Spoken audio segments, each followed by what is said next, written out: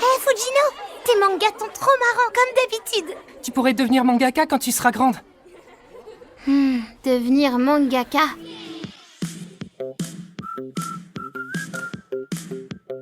Gratuite entrée pour la dernière séance. C'est pour la semaine. Vous allez voir, le bouche à oreille va fonctionner. Vous n'aimez que les films qui ont 3000 entrées. Ce film ne passera pas à la télé. Y a pas de souci, t'en fais pas pour ça. Tu sais, c'est pour ça que Dieu a inventé la vidéo, y a pas de malaise. Me voilà seul pour vous parler de Look Back. Je vous en avais parlé rapidement lors du dernier épisode du Grand Silence et j'avais très envie d'aller voir le film car je suis un énorme fan de Tatsuki Fujimoto, l'auteur de l'œuvre originale. Et donc, j'étais très curieux de savoir comment allait être adapté ce court récit, court à l'échelle d'un manga, mais si c'était sorti en France, on aurait dit qu'il s'agissait d'un roman graphique tout à fait entre guillemets classique, que c'est un récit qui fait tout de même 140 pages.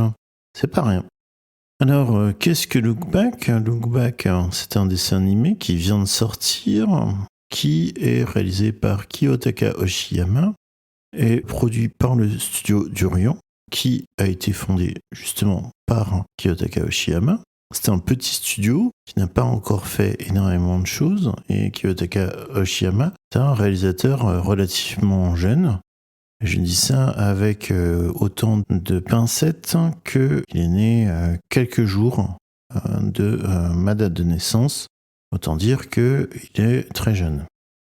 Le studio Durian, donc, c'est un studio d'animation relativement jeune. Look Back, c'est un gros projet pour eux. Le studio a travaillé comme studio support sur la série Chainsaw Man.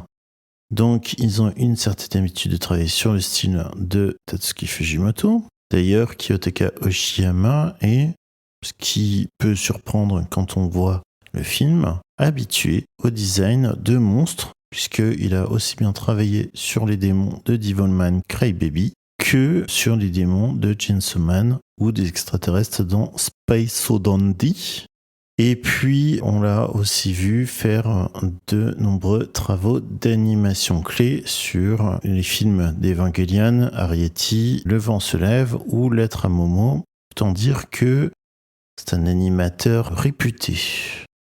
Alors, évidemment, j'ai dit auparavant que c'était adapté de Tatsuki Fujimoto et autant je dis cela tel que on a l'impression que c'est quelqu'un que tout le monde connaît, autant ce n'est effectivement et évidemment pas du tout le cas. Mais disons qu'il s'agit d'un des mangaka qui monte très fort et qui est devenu en quelques années un auteur extrêmement important. Il est encore jeune, il n'a pas encore la quarantaine.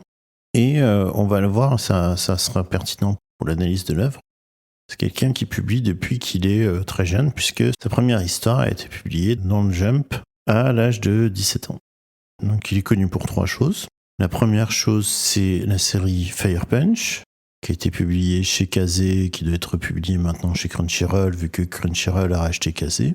Il y a aussi la série actuelle sur laquelle il travaille, qui est Chainsaw Man, qui est un énorme carton, manga extrêmement populaire, et d'une certaine manière très différent de Look Back, dont on va parler maintenant. Et puis, ce qui est plus proche de ce qui nous intéresse aujourd'hui, Tatsuki Fujimoto, c'est quelqu'un qui a l'habitude d'écrire des récits courts.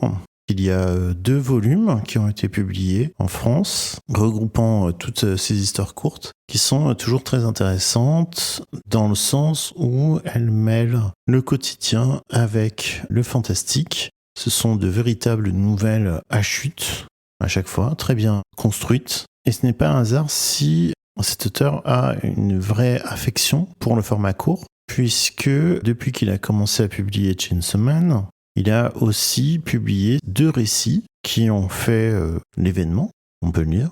Donc 2 récits qui ont été publiés dans des mangas en 1 volume en France, qui sont donc Look Back et Adieu Eri. Adieu Eri, qu'on espère un jour aussi avoir en animation, qui est une œuvre qui a de nombreux liens de parenté aussi avec Look Back. Ce sera très intéressant d'analyser les 2 ensemble, mais c'est pas ce qu'on va faire. Dernière information donc très importante à avoir, c'est que Contrairement peut-être à ce qu'on va voir dans Look Back, Tatsuki Fujimoto, c'est un auteur qui est réputé parce qu'il est très extrême, entre guillemets. Chainsaw Man, c'est un manga extraordinaire que je vous invite évidemment à lire, avec des scènes d'horreur incroyables, des scènes de tourments émotionnels extrêmement forts. C'est un manga qui vous emmène dans toutes les directions, mais qui n'est pas un manga subtil. C'est un manga qui va très vite et qui est très bruyant. Ça vous emmène dans tous les sens, quoi, comme une attraction qui va très vite, façon Europa Park. Maintenant que vous avez tout le contexte sur l'œuvre de Tatsuki Fujimoto et sur le studio d'Urion, la question c'est de quoi ça parle Look Back. Donc Look Back, c'est un one-shot publié en 2021. Fujino, qui est notre héroïne du film, c'est une élève qui fait des gags en 4 cases pour le journal de l'école primaire et ça marche plutôt bien pour elle, merci. Et elle est très populaire et tout le monde dit « Ah là là, c'est génial, j'espère que tu vas en faire ton métier parce que vraiment c'est trop drôle ce que tu fais. » Mais un jour, le professeur principal lui demande de laisser de la place pour une autre élève, qui s'appelle Kiyomoto, et qui vit enfermée chez elle à la maison et qui refuse le contact social. Donc Kiyomoto a un style absolument inverse à Fujino. Elle va dessiner des paysages très détaillés, très très beaux, avec un style beaucoup plus mature que Fujino, mais dépourvu de personnages ou d'intrigues. Donc Kiyomoto, c'est Niki Kiyomori, j'espère que je prononce pas n'importe comment, je reprononcerai pas. Mais disons que le fait qu'en école primaire on vive enfermé dans sa chambre, c'est pas un super signe de santé mentale. En général, c'est pas trop fun. Et le fait qu'elle dessine des paysages comme ça, très réalistes, mais sans texte, sans dialogue et sans personne, c'est à la fois très beau et un peu inquiétant. Mais ça, c'est peut-être un regard d'adulte, parce que Fujino, elle, va vivre cette autre proposition comme une rivalité. Elle va se dire, mais les mangas dont j'étais si fier, en fait, là, je viens de me prendre une grosse baffe dans ma propre école primaire. Donc, il va falloir améliorer mon niveau de dessin, il va falloir que j'apprenne l'anatomie, il va falloir que je noircisse des carnets, que j'étudie les livres pour apprendre à dessiner correctement. Tout ce que je veux, c'est progresser en dessin. Autant dire que une des premières thématiques très très fortes de Look Back, c'est la passion du dessin et de manière générale l'hommage au métier de mangaka. Alors c'est intéressant parce que Fujimoto, c'est quelqu'un dont on sait qu'il est extrêmement cinéphile. Dans ses mangas, il y a très régulièrement des hommages au cinéma et notamment à la nécessité de regarder des films pour apprendre des choses sur la vie. Look Back, c'est par contre un manga et une œuvre qui est plus ancrée, entre guillemets, dans l'observation du réel et dans le fait qu'il faut apprendre à dessiner d'après nature, qu'il faut noircir des carnets, saisir les expressions, savoir dessiner de manière anatomiquement réaliste pour pouvoir faire de meilleurs mangas. Et au-delà de questions techniques, il y a cette idée que la passion du destin, c'est quelque chose qui te prend, quelque chose qui fait que tu veux toujours être meilleur, que ça va limite t'éloigner de tes amis, qui va limite t'éloigner de ta famille, parce que c'est à la fois une bénédiction et une malédiction, c'est quelque chose qui te prend et qui fait que tu veux toujours dessiner parce que tu veux te confronter à ta planche, tu veux en sortir victorieux, tu veux être capable de sortir ce que tu as en toi de la meilleure manière possible. Et du coup, en fait, ce sont des enjeux qui sont, dans un premier temps, assez surprenants parce que l'histoire commence très très tôt. On est encore à l'école primaire. On est au tournant du début du collège. Donc on est dans un moment où, justement, pour cet enfant qui dessine et qui est contente de ce qu'elle fait, il y a un enjeu qui est de se dire, est-ce que quand l'école va devenir plus difficile, et on sait qu'au Japon, c'est un cliché, mais c'est pas fondamentalement faux, qu'il y a le fait que dès l'école, c'est très compétitif, il y a les cours particuliers, il y a les clubs, il y a toutes ces choses qui accaparent le temps, en fait. Donc, est-ce que le dessin, c'était bien, c'était une petite passion, et on va la mettre de côté, ou est-ce que on est prêt à tout sacrifier pour se lancer dans cette vie d'aventure de mangaka? Tu vas continuer encore longtemps à dessiner tes mangas? Tu crois pas que t'es devenue un peu trop vieille pour gribouiller sans arrêt? Et Fujino, elle va faire des va-et-vient parce qu'elle doute d'elle-même, elle se dit qu'elle n'a pas ce qu'il faut. Mais justement, c'est parce que elle va devenir amie avec Kiyomoto suite à un petit concours de circonstances que je vous laisserai découvrir dans le film, parce que je ne vais pas tout vous spoiler non plus, qu'elles vont s'allier en fait pour dessiner ensemble. Et c'est vraiment ça qui va les amener à devenir de super dessinatrices, toutes les deux. Donc Look Back, c'est effectivement un énorme hommage au fait d'écrire des mangas, qu'est-ce que c'est et comment on le fait. Mais pour autant, c'est pas comme Bakuman par les auteurs de Death Note qui expliquait très clairement comment on faisait le scénario, les némus, qui sont les brouillons sur lesquels on va se baser pour faire sa mise en scène et tout ça. Look Back, c'est quand même toujours centré sur l'humain, ce qui est normal, hein, puisque c'est une œuvre courte. Et donc, même si le travail créatif n'est pas mis de côté, puisqu'on y reviendra, mais il y a des nombreux moments où on voit les personnages dessiner, chercher à s'améliorer dans leur dessin, se poser des questions sur est-ce qu'on va être publié ou pas. C'est avant tout une magnifique histoire d'amitié. Enfin, c'est à la fois une déclaration d'amour au dessin et à la fois une belle histoire d'amitié. Et quand je parle d'histoire d'amitié, très honnêtement, je ne saurais pas dire jusqu'à quel point c'est pas non plus une histoire d'amour qui ne dirait pas vraiment son nom. Hein. Parce que bon, là, les deux sont vraiment très proches. Et donc Kiyomoto et Fujino, elles se complètent dans leurs caractéristiques, parce qu'il y en a une qui est hyper forte pour faire des personnages très vivants, créer des histoires pleines de fantaisie, et il y a l'autre qui, elle, par contre, est une as du décor. Donc il y a des arts dans la manière dont elles envisagent le dessin qui se complètent totalement. Mais y compris dans leur rapport au monde, les deux se complètent tout à fait, puisque Fujino, qui est plus notre héroïne, qui est plus le côté vivant du duo, elle est ouverte sur le monde. Kiyomoto, elle est reclue sur elle-même. Et en fait, c'est par l'amitié qu'elle a avec Fujino qu'elle va un peu se rendre capable de retrouver une vie sociale, même un peu limitée, mais réelle en fait, être capable d'aller acheter des glaces au magasin, de sortir de chez soi en fait, hein, tout simplement. Et d'ailleurs, de ce point de vue-là, ce qui est très intéressant, c'est que Kiyomoto, c'est un personnage qui est très isolé. À aucun moment, il me semble, on ne voit ses parents, ce qui est finalement assez inquiétant. En fait, on a vraiment l'impression d'un personnage qui est seul et dont le seul rapport au reste du monde, c'est Fujino. Pour parler en fait de leur complémentarité, il y a un aspect qui est très clair, qui est raconté dans tous les trivia que vous allez trouver sur Look Back, parce que c'est effectivement quelque chose d'assez évident, même si personnellement j'avoue que je l'avais pas remarqué tant que je l'avais pas lu. C'est que le début du nom de Fujino et la fin du nom de Kiyomoto, ça fait Fujimoto, qui est le nom de l'auteur. Donc autant dire que d'une certaine manière, les deux ensemble sont deux facettes de l'auteur du manga. Et puis un dernier aspect qui fait que je pense que c'est une histoire qui est très très personnelle pour Fujimoto, et même si on ne veut pas parler d'autobiographie déguisée, puisque il me semble bien que Fujimoto est un homme et pas du tout une femme par exemple, c'est que les histoires de Fujino rappellent beaucoup le style des histoires courtes de Fujimoto, et que lui-même, donc, je l'avais un petit peu mentionné en introduction, a commencé très tôt à publier, puisque sa première histoire courte a été publiée quand il avait 17 ans.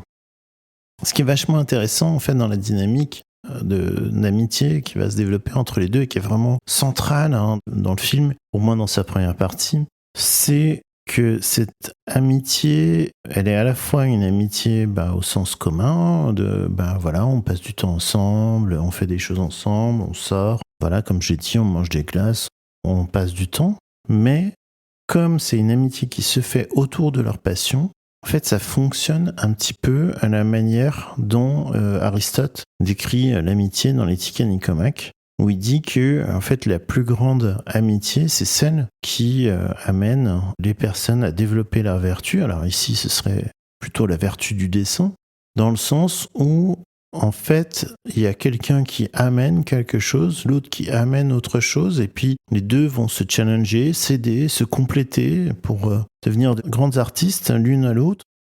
elles vont toutes les deux être dans une quête pour devenir de meilleures dessinatrices en prenant exemple l'une sur l'autre et en fait en se motivant l'une et l'autre. Moi aussi, je vais tout faire pour progresser en dessin.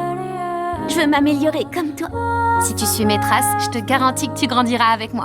Donc ça, c'est très intéressant parce que justement, le métier de dessinateur, c'est un métier qui est plutôt solitaire, même si il y a des assistants, par exemple, pour les dessinateurs professionnels, mais fondamentalement, le fait qu'elles soient à deux, c'est vraiment très intéressant pour la dynamique du fait de se soutenir, d'alimenter chacune la passion et de surmonter les sacrifices qui sont nécessaires au fait de se lancer dans cette voie, de se lancer dans cette progression en fait. Et du coup, il y a vraiment ce temps comme ça qui se déroule puisqu'on va suivre les personnages donc de l'école primaire jusqu'au bac et après, mais justement ce temps qui passe à travers le travail du dessin, le temps qu'elles passent ensemble, à dessiner ensemble, à travailler ensemble, l'une sur le bureau, l'autre sur le futon, avec des plans de travail très réguliers en fait, avec une mise en scène qui est toujours la même, de personnages vus de dos qui dessinent alors que le temps défile dehors et que les cahiers de recherche graphique s'empilent. Donc ça, c'est la thématique de base. Donc ce qu'on vous vend, c'est un dessin animé qui est à la fois un dessin animé sur le dessin, sur l'art du dessin. Donc ça fait partie de ces films un petit peu autoréférentiel où l'auteur rend hommage à sa propre passion. Mais c'est aussi une histoire d'amitié très sensible, très belle, très douce, qui est aussi très intéressante, quoi. Donc ça, c'est pour les thématiques de base et pour vous donner un peu envie de voir le film. Et après, là, vous allez me dire, bon, bah oui, alors ce que tu nous racontes, c'est plus ou moins intéressant, mais moi, Look Back, je l'ai lu quand c'est sorti, donc est-ce que j'ai vraiment envie de voir le film ? Alors, la première chose qu'on peut dire, c'est que la mise en scène est très proche du manga de Fujimoto. Ce qu'à la fois, bah oui, un petit peu flemmard, mais à la fois c'est très humble. À l'image du message du film, il y a une certaine fierté à juste faire une belle œuvre bien faite. Et à ce niveau, il y a un vrai effort qui a été fait sur la qualité d'animation. Il y a du sakuga, comme le disent les gens, même si justement, j'ai trouvé que c'était à la fois une force et une faiblesse, dans le sens où j'ai trouvé que c'était un peu forcé, un peu visible. Mais je me demande si c'est parce que c'est un petit film fait par un jeune studio qui fait beaucoup d'efforts pour ne pas trahir et satisfaire les fans. Et donc, bon, voilà, ils ont un peu mis l'accent là-dessus, quoi. Mais après, je préfère qu'ils mettent l'accent sur des personnages qui ont des animations très détaillées que l'inverse. Un truc tout sec et moche. Mais c'est juste que c'est pas toujours très bien intégré dans les décors. Par contre, une des grandes qualités du film, c'est qu'ils n'ont pas délayé la sauce. Le film fait 50 minutes. C'est ce qu'il faut. Pas plus, pas moins. Voilà. Ça fait un peu penser, par exemple, à Garden of Words de Makoto Shinkai. Ce genre de petits récits, moyen métrage, mais qui vont à l'essentiel. Il y a un petit effort de mise en scène qui a été fait sur les strips, puisqu'ils sont un peu animés. Donc, je parle de strips, mais les puristes parleront de Yonkoma. Mais la plus-value de cette adaptation, ça va surtout être la lisibilité d'action, parce que c'est plus facile de voir les motifs qui se répètent, notamment parce que toute la mise en scène est basée sur la répétition d'images qui sont des symboles qui prennent différents sens en fonction du moment où on est dans le récit, c'est-à-dire qu'une image très proche peut avoir différents sens, convoyer différentes émotions, façon effet Kuleshov, en fonction de là où on en est dans le récit, en fait. J'en dirai un peu plus après la pause spoiler. Et donc, justement, dans le fait que ce soit animé, qu'on n'ait pas à tourner les pages et qu'on ait vraiment, entre guillemets, cette persistance rétinienne de ce qui est auparavant, en fait, on se rend bien compte des motifs récurrents. Et puis, voilà, il y a l'émotion des acteurs qui se rajoute à celle du manga, etc. Mais disons que, fondamentalement, ce qui m'intéresse dans ce film, et la raison pour laquelle je voulais vous en parler, c'est avant tout parce que je suis un énorme fan de l'œuvre originale que j'ai envie de faire découvrir. mais le récit en lui-même est tellement fidèle que même si vous n'avez pas réussi à voir le film, si vous empruntez ou achetez le manga, 99% de ce que je vais dire va être valable. Dernière chose avant de passer en mode spoiler, le mode de distribution. Look Back, ça fait partie de ces films après Godzilla Minus One ou les films de concert que vous pouvez voir si vous suivez attentivement les compilations de bande-annonces qu'on fait sur notre page YouTube Le Grand Silence. Donc ça fait partie de ces films qui sortent dans un mode exceptionnel. Le film a globalement été exploité pendant un week-end et puis après, au revoir. Et je suis pas super fan de ce mode de distribution parce que ça empêche tout bouche à oreille. Parce que bon, imaginons que vous écoutiez cette chronique et que vous vous disiez « mais c'est que ça a l'air bien, moi j'aime bien les mangas et j'aime bien le dessin et j'aime bien l'amitié, donc mais j'ai bien envie de le voir en fait ». Eh ben non, vous ne le verrez pas parce que c'était le week-end des Journées du patrimoine. Et c'était pas avant et c'était pas après. Et maintenant, il va falloir attendre qu'il sorte en vidéo.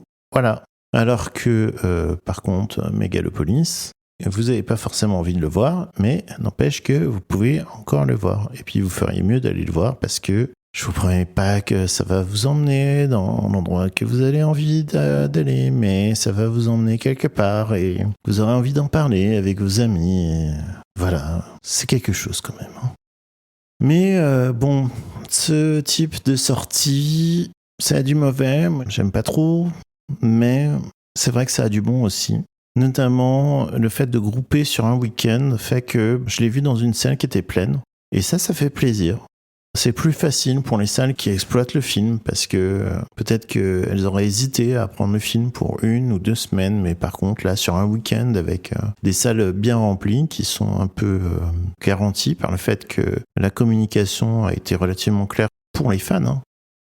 Les gens qui étaient intéressés sont venus. Et après, on regardera le film en VOD, et c'est intéressant d'un point de vue marketing de film de niche, parce que tu fais pas plus d'entrées que si tu avais sorti le film dans une sortie traditionnelle, mais par contre, c'est concentré dans moins de temps, et donc c'est peut-être plus facile à gérer en termes de copies, d'exploitation, etc. En somme, j'espère que vous prendrez du plaisir à regarder Look Back. C'est une adaptation tout à fait digne et très soignée d'un manga extrêmement touchant et riche d'un point de vue graphique, d'un point de vue thématique, qui essaye de se rapprocher le plus possible de l'œuvre originale, peut-être d'une manière un peu servile, mais en même temps, quand on adapte un récit qui a été immédiatement considéré par beaucoup de personnes comme un classique, on a envie de garder ça, en fait, et de pas forcément s'éloigner trop de l'œuvre originale. C'est plutôt une qualité. Je vais vous passer un extrait de la bande-son que pas extraordinaire, c'est une musique d'animé assez classique avec du piano et des gens qui chantent, quoi. Rien d'incroyable, pas de faute de goût, mais pas non plus de trucs fous. Avec Fujimoto, moi j'imagine toujours un truc un peu plus rock, un peu plus indé, un peu plus bizarre, mais là non, c'est vraiment très classique. Et on se retrouve pour parler du spoiler, et de qu'est-ce que c'est que ce bordel qui se passe dans la deuxième moitié du film, parce que tout ce que je vous raconte, c'est bien beau, mais il se passe pas que ça quand même.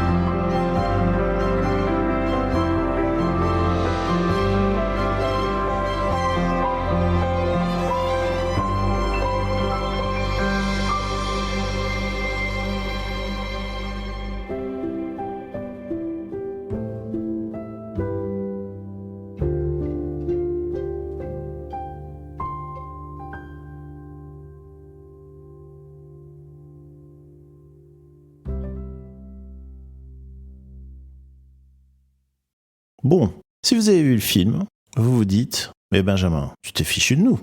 Tu nous as vendu une belle histoire d'amitié et tu n'as absolument pas parlé du meurtre de Kiyomoto à la moitié du film. » Et donc, bah oui, c'est vrai. Mais j'allais pas vous raconter ça pour la partie non spoiler. Moi, je ne fais pas partie de ces gens qui font ça, en fait. Ce serait pas bien. D'ailleurs, de ce point de vue-là, j'espère que vous n'avez pas vu la bande-annonce, hein, parce qu'ils en ont rien à foutre. Donc, commençons par l'évidence de la référence qui est celle de la tuerie qui a eu lieu dans le studio Kyoto Animation, connu aussi sous le nom de KyoAni. Il y a des parallèles absolument évidents et qui, je pense, n'ont échappé à peu près à personne, en tout cas qui connaît le milieu de l'animation, puisque dans Look Back, vous avez un tueur à la hache qui tue des étudiants des Beaux-Arts en les accusant d'avoir volé l'idée de son tableau. Dans le cas du studio KyoAni, il s'agissait d'un homme qui a causé un incendie massif avec pour but clair de tuer. Et je crois notamment qu'il avait mis le feu devant les sorties de secours pour empêcher les gens de sortir. En tout cas, l'évacuation n'a pas pu se passer correctement et qui a causé un vrai massacre puisqu'en gros, sur les 70 personnes qui étaient présentes, il y a la moitié qui sont mortes et l'autre moitié qui a été assez lourdement blessée. L'auteur de ce crime terrible a d'ailleurs été condamné à la peine de mort récemment. Et la raison qu'il avait donnée pour son acte, c'était le fait qu'il voulait se venger du fait que, pour lui, ils avaient volé une de ses idées pour faire un de leurs dessins animés, ce qui était évidemment complètement faux, et puis, tant bien même, c'est pas une raison pour tuer tout le monde. On le rappelle, c'est pas parce que vous n'êtes pas d'accord avec quelqu'un que vous devez venir chez lui pour tout détruire et tuer tout le monde. Voilà. C'est des petites évidences, mais ici, au Grand Silence, on aime bien rappeler ce genre d'évidences. Je ne sais pas si Fujimoto a perdu des amis dans l'incendie, mais ce ne serait pas du tout étonnant. Mais en tout cas, qu'il ait vraiment perdu quelqu'un dans cette terrible tragédie, ou que juste il ait été marqué par cette histoire en se disant « Mais et si j'avais travaillé dans l'animation, j'aurais certainement adoré travailler dans ce studio, qui est un studio de grande qualité, hein.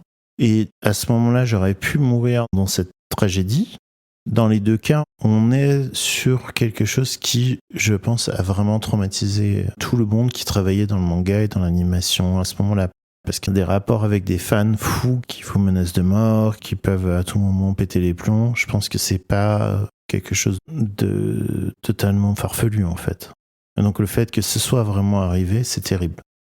Mais ce qui fait de Look Back vraiment une grande œuvre, c'est la manière dont il va partir de cette tragédie pour en faire une œuvre de fiction et pour en faire quelque chose de puissant. Déjà, ce qui est très bien, c'est que le fait que ça vienne un peu au milieu de l'histoire, c'est vraiment intéressant parce que ça fonctionne comme une césure à plein de niveaux au niveau de la structure narrative. Déjà parce que je vous parlais du fait qu'on avait des figures stylistiques, des figures graphiques qui se retrouvaient et il y a une expression de la culpabilité de Fujino qui est assez magnifique dans le fait qu'il y a dans sa relation avec Kiyomoto un motif qui se répète, qui est celui de Fujino dans le couloir menant à la chambre de Kiyomoto. La première fois qu'elle est dans ce couloir, c'est quand elle doit apporter le diplôme à Kiyomoto. Et elle hésite à rentrer, et donc elle va dessiner un petit yonkoma pour l'encourager à sortir de façon humoristique. Et en gros, la compétition de la personne qui est capable de vivre recluse le plus longtemps. Il y a des fans qui lui disent Kiyomoto sort, des fans qui disent Kiyomoto ne sort surtout pas. Et en fait, la dernière case, c'est Kiyomoto qui en fait est mort depuis très longtemps dans la chambre. Donc déjà à l'époque, il y a une sorte de préfiguration d'un tragédie à venir, mais vue sous un angle humoristique et puis vue sous l'angle de justement, si tu ne sors pas, si tu ne t'ouvres pas vers le monde, tu vas mourir et personne ne saura que tu es morte parce que en fait, personne ne peut te voir.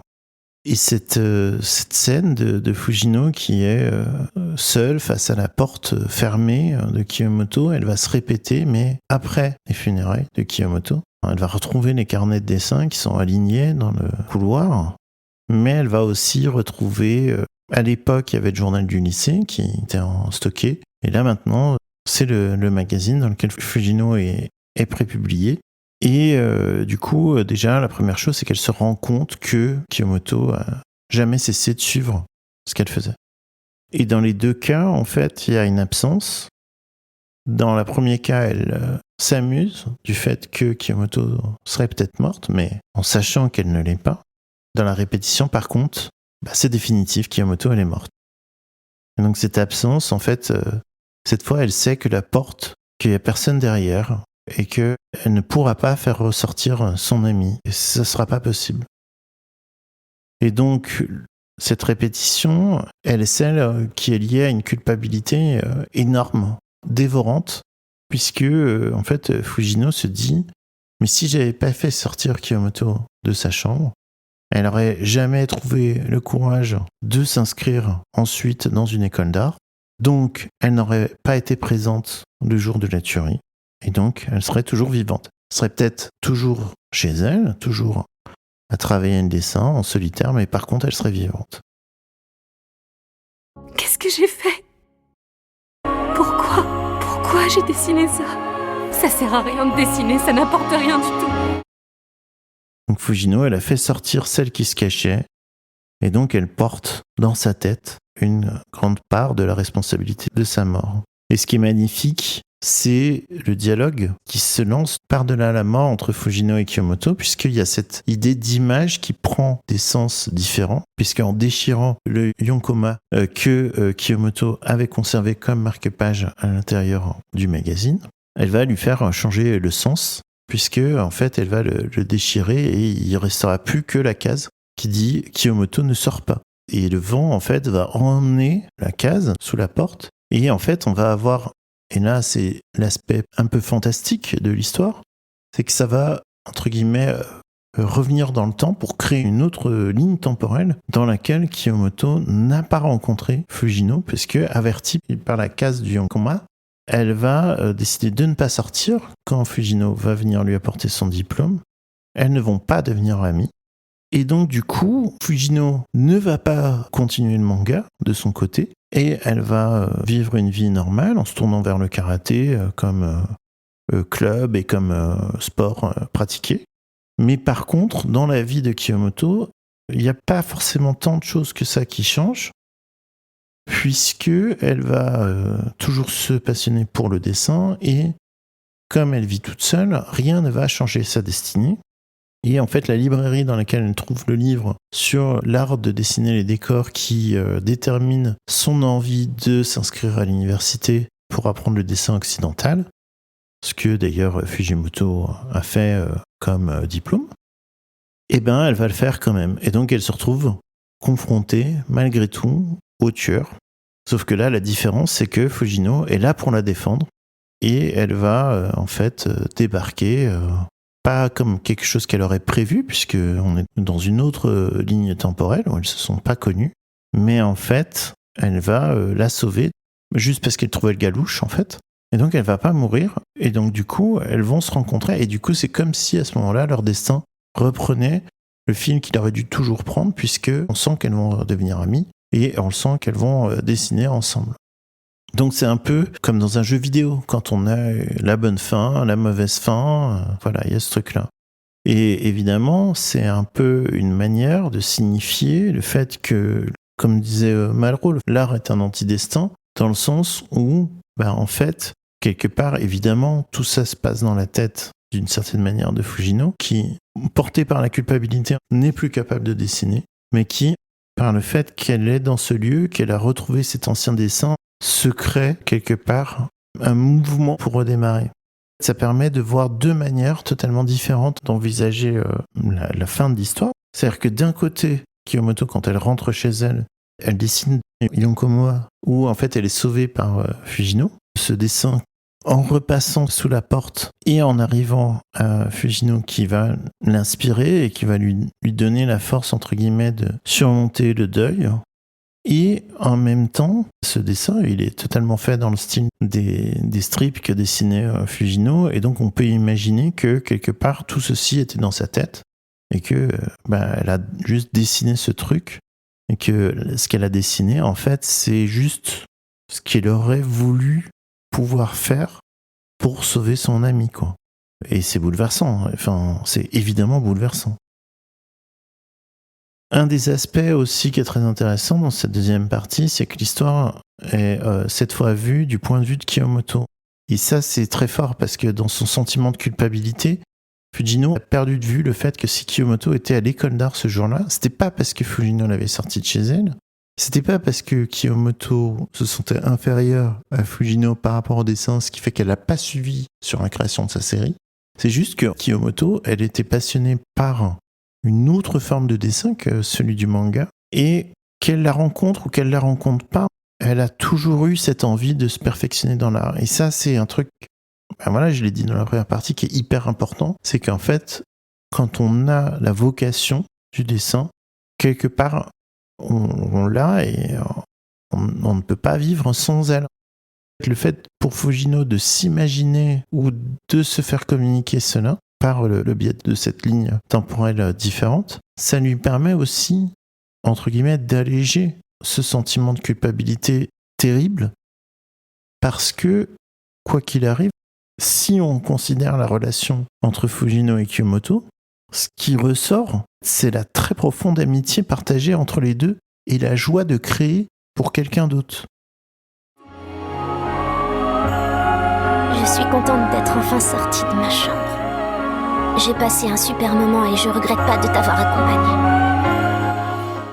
En fait, c'est ça la différence, c'est que Kiyomoto, quoi qu'il arrive, elle aurait voulu dessiner, elle aurait voulu devenir une grande artiste. Et ça, le fait d'être isolée socialement, ça n'était pas suffisamment bloquant pour faire obstacle à cette volonté irrépressible de devenir une grande artiste. Et d'ailleurs, c'est ce qui oppose nos deux héroïnes au tueur. Parce que le tueur, lui, il n'a pas de point de vue. Il n'est pas représenté. Parce qu'il est juste quelqu'un qui dit « Tu m'as volé mon truc », mais en fait, il n'avait rien, en fait. C'était juste un destructeur, quelqu'un de vide, quelqu'un qui n'a pas de point de vue. Mais ce qui est vraiment très intéressant et qui boucle à la fois sur la question d'amitié et à la fois sur la question du dessinateur, du travail du dessinateur, c'est le fait qu'il y a cette relation entre l'auteur et le lecteur. C'est-à-dire que l'auteur est dans une vie solitaire, qui est signifiée dans Look Back par le fait que Fujino, elle vit dans un studio qui est très en hauteur, avec une vue très surplombante sur la ville, d'où elle voit les gens de loin. Mais l'auteur de manga, il a toujours en tête le lecteur. Et en fait, c'est le fait pour Fujino de voir la chambre de Kiyomoto et de voir que même si elle s'était éloignée et même si elle se parlait moins, qu'elle se voyait moins, le fait que Kiyomoto ait tous les mangas qu'elle a publiés, de savoir qu'elle avait gardé le kimono, en fait, enfin le pyjama que Fujino avait signé, qu'elle avait gardé précieusement, ça lui rappelle qu'elle n'a pas été juste une malédiction, mais qu'elle lui a apporté quelque chose de fort, tant par sa présence physique, amicale, que par l'œuvre qu'elle a créée.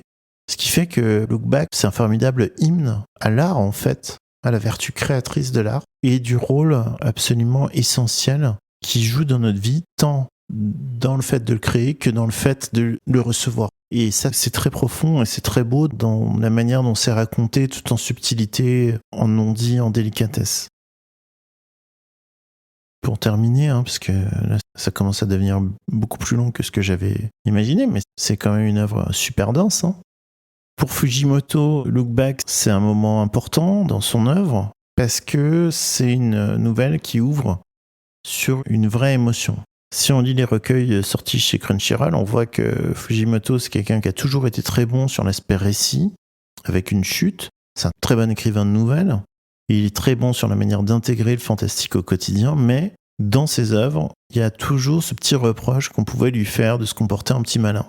Et que ce soit dans Fire Punch ou dans la première partie de Chainsaw Man, c'est des œuvres qui sont très rock'n'roll, très tarantinesques, mais limite le Tarantino de Reservoir Dogs et Pulp Fiction. Très virtuose, avec des ruptures de ton extrêmement fortes, des rebondissements qui surprennent le lecteur, des compositions graphiques saisissantes. Mais il y avait toujours ce truc où on pouvait entre guillemets, douter de sa sincérité et dire Fujimoto, c'est un petit malin. Et justement, à la fin de la première partie de Chainsaw Man, il y avait ce côté, bon bah ok, t'as fait ça, c'est bien, hein, vraiment, tu nous as fait un extraordinaire roller coaster. Je vous invite tous à lire Chainsaw Man, hein. Mais par contre, si on doit parler de l'âme humaine, tu nous as pas dit grand-chose. Je simplifie, hein, parce que j'adore vraiment Chainsaw Man. Et quand Look Back est sorti, je pense qu'il voulait expérimenter la possibilité de faire un récit qui soit fort, mais qui soit en même temps ancré dans le quotidien, et qui se laisse le temps de décrire des sentiments de la vie de tous les jours. Sur les 140 pages, il y a un événement fort, mais qui est, pour ainsi dire, évoqué en creux, puisque la première fois qu'il évoque le drame, c'est par le biais des informations. Parce qu'en fait, ce qui est important, c'est pas la violence dans ce récit, c'est toutes les émotions de la vie des vrais gens, la jalousie, l'envie, mais aussi l'amitié, le bonheur, le deuil, la résilience, tout ce qui fait la richesse d'une vie humaine. Et ça a eu une grosse influence sur Chainsaw Man parce que dans la deuxième partie de Chainsaw Man, vous le verrez pour les gens qui regardent l'anime, et puis pour les gens qui lisent le manga, on est en plein dedans. Il y a ce nouveau personnage qui est celui d'Asa, qui apporte un vrai contrepoids à la tête brûlée Kassos Kedenji. Et le premier chapitre de Retour de Chainsaw Man, c'était un peu le prolongement de Look Back, dans le sens où il y avait cette idée de quotidien qui s'inscrivait dans la vie d'une jeune femme un peu paumée, quoi. Un premier chapitre extraordinaire, hein, d'ailleurs, que je vous invite à lire, même si vous n'avez jamais lu Chainsaw Man, on peut se lire en récent, c'est magnifique. Donc, en conclusion, donc Look Back, c'est une œuvre très, très profonde, très touchante. Fujimoto, il prend du recul sur son amour pour le fait de faire des mangas, même si c'est difficile, hein, c'est quand même le message. Kunst ist schön, macht aber viel Arbeit, hein, comme on dit. L'art c'est beau, mais c'est beaucoup de travail, comme pour un album d'Astérix, hein, pour reprendre l'expression de Stupéflip. Mais c'est pas juste un récit de dessinateur qui déclare son amour à son art, c'est aussi le fait d'explorer des sentiments profonds dans le temps et de trouver une forme brillante sans avoir recours à l'équivalent du cri qu'était la mise en scène de Fire Punch ou Chainsaw Man. Là, on essaye de trouver une gamme d'émotions qui est plus fluide, plus subtile.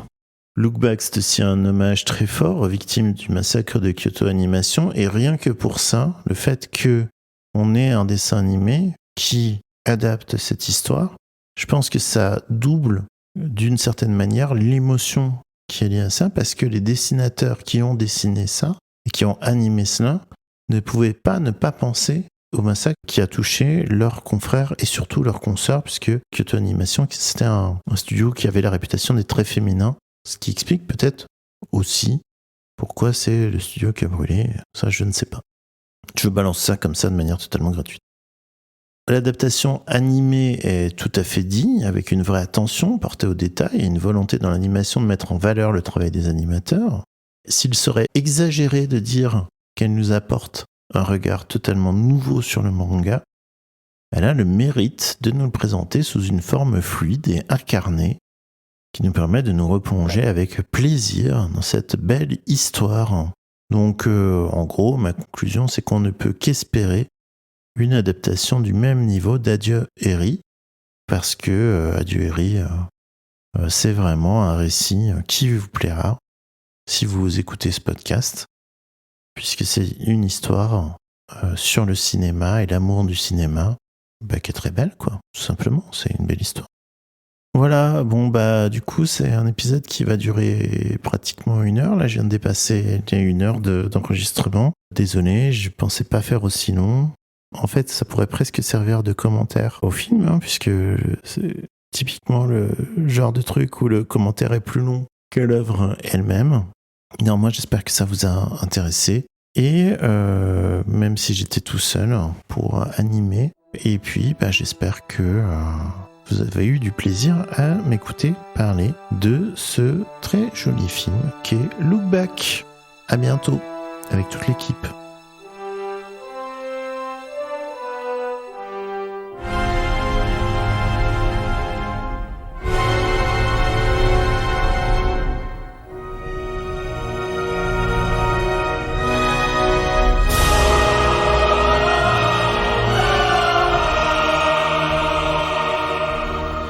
C'est un film qui s'interrompt mais ne s'achève pas.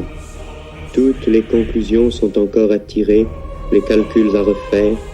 Le problème continue d'être posé, son énoncé se complique, il faut recourir à d'autres moyens. Ce message informel, de même qu'il n'avait pas de raison profonde de commencer, de même n'en a pas de finir. Je commence à peine à vous faire comprendre que je ne veux pas jouer ce jeu-là. Parce que les films, c'est comme les bouquins, quoi, tu vois, les maisons de production, elles sont grosses ou sont petites, elles ont des budgets de promotion ou pas. Donc, quand t'as pas de promotion, de distribution correcte, les films, ils passent aux oubliettes.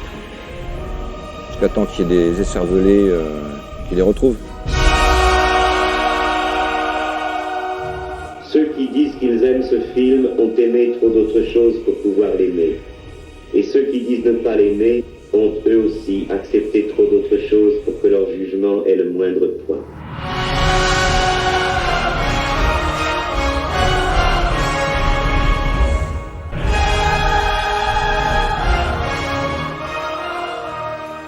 Écoutez, voilà, c'est très simple. J'ai écouté le débat et je suis bien triste. Je suis bien triste parce que c'est pas devant un micro qu'il faudrait répondre, mais sur un ring. Parce que les gens qui parlent devant ce micro du cinéma, comme ils en ont parlé il y a 5 minutes, ne savent pas ce que c'est que de faire un film, ne savent pas ce que c'est que de trouver de l'argent pour en faire, ne savent pas ce que c'est que de faire 5 bides les uns derrière les autres. Et le jour où on a un succès, de vous reprocher ce succès absolument comme une chose infâme. Il y a une chose que je déteste, c'est le mot commercial, appliqué à un film. Parce qu'on dirait à chaque fois qu'il a suffi d'un coup de baguette magique sur un scénario pour qu'un film devienne commercial. Un film fonctionne quand il est fait avec une grande sincérité, et cette sincérité touche un plus ou moins grand nombre de personnes.